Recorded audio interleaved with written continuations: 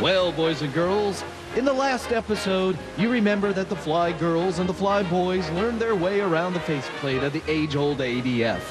But what they didn't learn is that there is yet another part of this ancient device to be mastered. It is a mysterious talisman. Okay, it's a dial, but it looks kind of like a cross between the VOR heads and the heading indicator. Don't leap to any conclusions, though, because it doesn't quite work like either of them. In the center, you can see a plan view of an airplane. The concept is the same as the tiny airplane etched on the heading indicator. And the heart of the whole system is this long needle right here. This arrowhead points to the station. Better, it points the station out in relation to the tiny airplane at the center of the dial. If you're not sure that the needle is serious about pointing to something, or whether it just happens to be resting in that particular spot, press the ADF button. When ANT is displayed, the needle automatically parks crossways in the 3 o'clock to 9 o'clock position. Press ADF again, and if the needle returns to its original position, it wasn't kidding. If it has a good signal, it will snap over there rather briskly. Since the ADF doesn't have a visual indicator for a lost signal like the VOR does, the only way you can be sure it's staying on the job is to listen to it.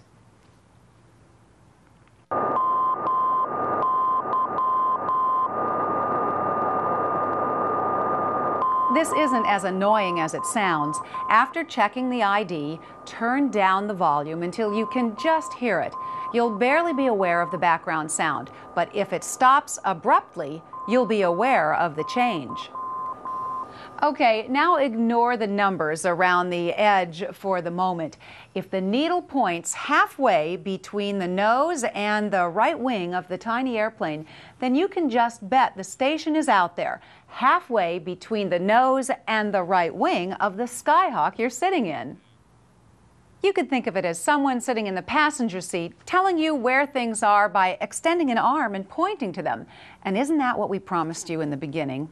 Well, if you're still with us at this point, you've mastered the basic principles of ADF. First, though, we'll give you a no-brainer. If you turned your Skyhawk until the nose was pointed the same way the helpful passenger is pointing, you'd be heading toward the station. But if there were a crosswind, and when isn't there, it would blow you away from the direct path to the station. If, however, the helpful passenger kept pointing to the station and you kept turning just a little bit so that the station stayed straight ahead, eventually you'd get there. Well, if you substituted your ADF needle for the helpful passenger, you'd call the process homing to a station. It lacks elegance and adds time to your trip, but it gets the job done. That's the no-brainer solution. If you want to be more precise, then you'll have to give our pointer, whether it's the passenger or the ADF, a more precise way of describing direction than, head over there. With that in mind, the solution is obvious. Let's borrow the dial we've been using for navigation and anchor 0 degrees or 360 degrees on the nose of the airplane. Doesn't really matter which direction your airplane is flying, you still anchor 0 or 360 on the nose. Now the right wing is 090, the tail is 180, and the left wing is 270, and you're in business. We call that a relative bearing system. Relative to what? Well, relative to the nose of the airplane, of course, no matter which direction you're flying. And here's an alternate and valuable definition for relative bearing. It's the number of degrees you'd have to turn to the right in order to point the nose of the airplane at the station.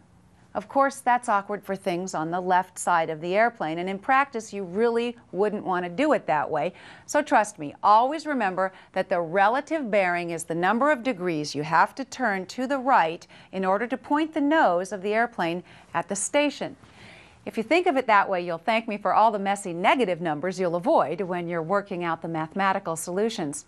But before we do some of those, 2 more definitions, and then we promise to let it rest for a while. Directions to and from the NDBs are called bearings. They can be a bearing to, also called an inbound bearing, or they can be called a bearing from, also called outbound bearing, depending on whether you're going toward or away from the station. Quite simply, they're the courses you draw on your chart to or from the station. For example, this line, drawn directly eastward from the NDB, is the bearing 090 degrees from. And if you were proceeding toward the station, the same line is the bearing 270 degrees to the station. These could be expressed as either magnetic or true directions, but in practice, they're usually magnetic. We'll be using magnetic bearings. With this collection of definitions in mind, let's see how some addition and subtraction can put them to work. Suppose the ADF dial is showing a 220-degree relative bearing, like this.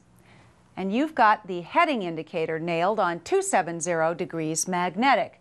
You might want to know the heading to get to the station, in other words, the magnetic bearing to the station. Okay, you're headed 270, and the relative bearing is the number of degrees you'd turn to the right to point your skyhawk directly toward the station. And if you turn to the right, the numbers get bigger, don't they? That boils down to this neat little equation. Magnetic heading plus relative bearing equals magnetic bearing to the station. Fitting action to the word. 270 plus 220 equals 490. No way you can find that number on a compass, right? But don't panic. Instead, just subtract 360 from 490, and you'll find the magnetic bearing to the station is 130 degrees. But isn't that cheating, you ask? Oh no, if you made a 360-degree turn to the left, you'd end up heading exactly the same way, wouldn't you? Remember that trick though. If you end up with a heading or bearing greater than 360, just subtract 360. But now that you've got a trick, you're probably ready for a little treat. Just listen. So while we take a pause for the cause, why don't all you fly guys and fly gals check out the cool contents of that icebox right below me. We'll be back in a jiffy with more that's iffy about the ADF and how to make it work better for you.